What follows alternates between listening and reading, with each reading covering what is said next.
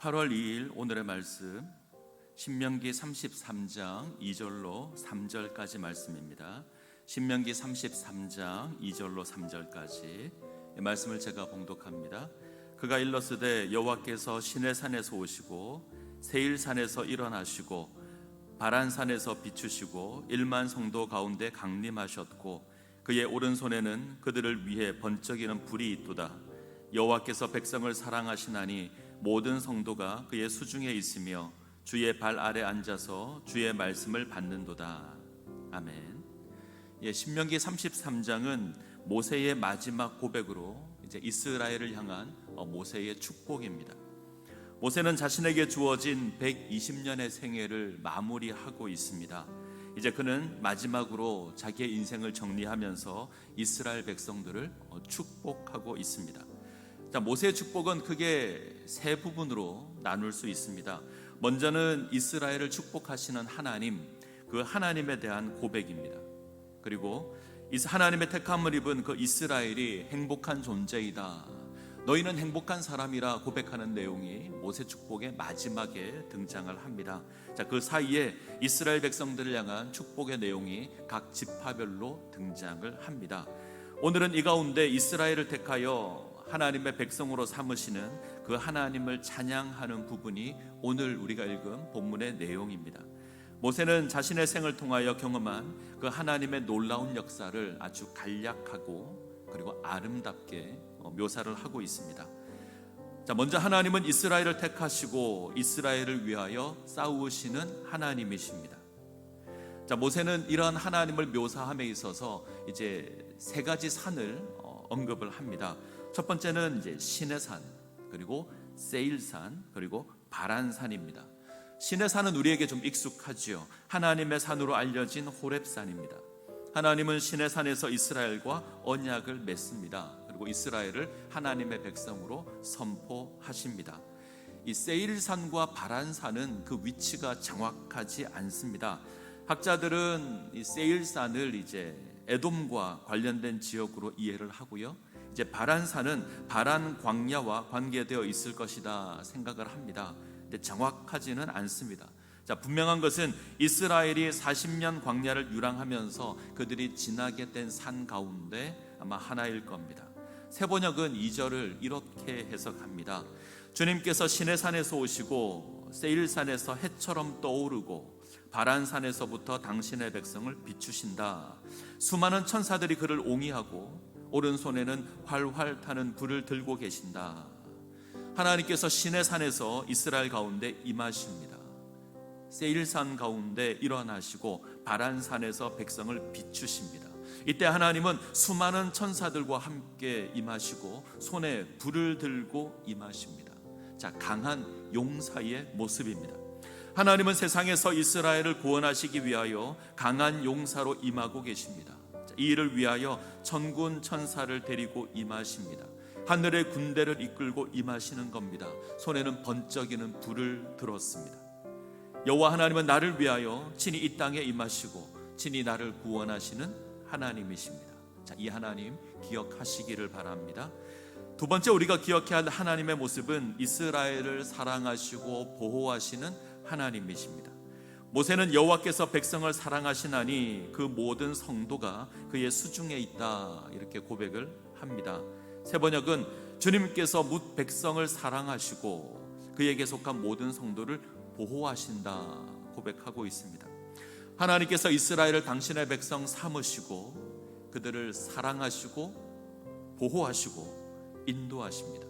이러한 모습은 모세의 노래에도 잘 등장을 하지요. 여호와께서 이스라엘을 황무지에서 짐승이 부르짖는 광야에서 만나시고 호위하시고 보호하시며 자기의 눈동자같이 지키십니다. 독수리 날개로 업어서 인도하시는 하나님이십니다. 비록 이스라엘이 거친 광야를 지난다고 하여도 하나님께서 이스라엘과 함께 하시고 이스라엘을 지키십니다. 모든 환난을 면하게 인도하시며 이스라엘로 승리하게 하시는 하나님이십니다. 이 하나님의 모습 기억하시기를 바랍니다. 세 번째 우리가 기억해야 될 하나님의 모습은 이스라엘에게 말씀하시는 하나님이십니다. 하나님께서는 이스라엘에게 하나님의 말씀을 허락하시고 그 말씀에 합당한 삶을 살아가도록 명령하십니다. 이것으로 하나님을 경외하며 하나님의 뜻을 행하는 그런 백성으로 세워 가시는 겁니다. 이것으로 이스라엘은 하나님의 백성으로 온전하게 세워지게 될 겁니다. 자, 신명기 33장 4절을 보시면 모세가 우리에게 율법을 명령하였으니 곧 야곱의 총회의 기업이로다. 자, 야곱의 총회의 기업, 표현이 좀 어색한데 이는 야곱 총회가 지니는 기업, 이런 뜻입니다. 자, 세번역은 이 부분을 야곱 자신이 가진 소유 가운데 가장 으뜸이 되는 보물이다, 이렇게 번역합니다. 다시 한번 할까요?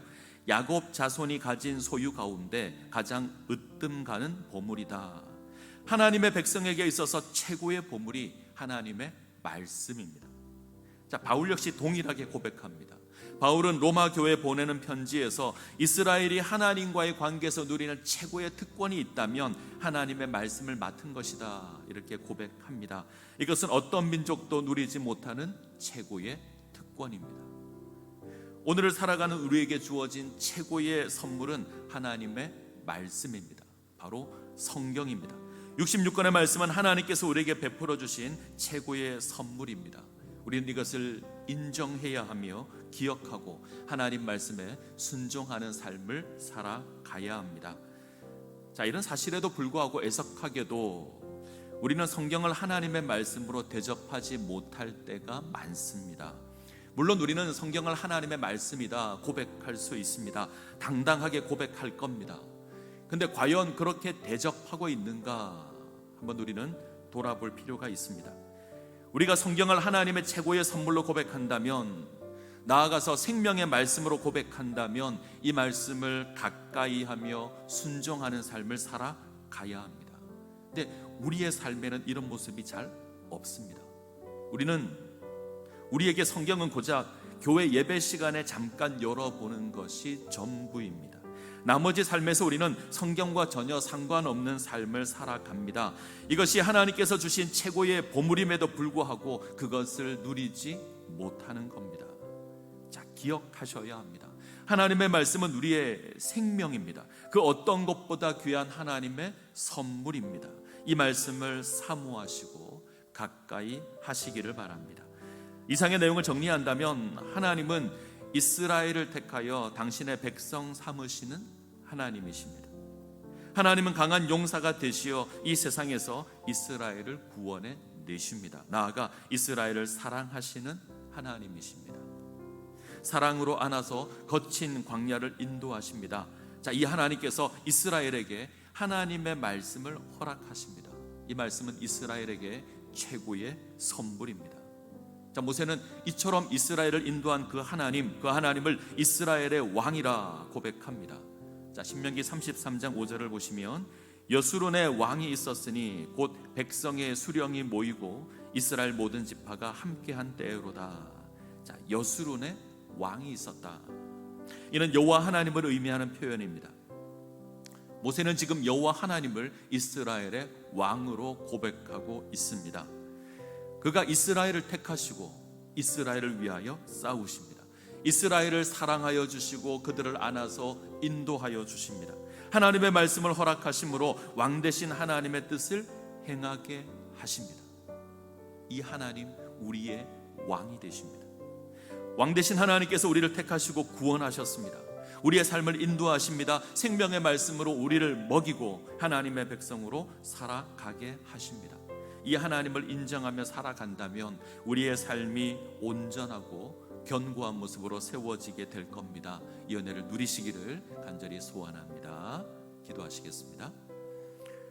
살아계셔서 우리의 삶을 다스리시는 하나님, 오늘 새로운 하루를 허락하시니 감사드립니다. 살아가는 삶의 자리에서 하나님의 왕되심 기억하게 하시고 우리 살아가는 삶에서 하나님의 백성으로 온전하여질 수 있도록 우리 하나님 은혜 베풀어 주시옵소서. 이 세상에서 우리를 지키시는 분이 하나님임을 기억하게 하시고 하나님께 의지하는 그런 백성 되게 하여 주옵소서. 무엇보다 하나님의 말씀을 기억하게 하시며 하나님의 뜻을 행하는 주의 백성 되게 하여 주옵소서. 예수님의 이름으로 기도합니다. 아멘.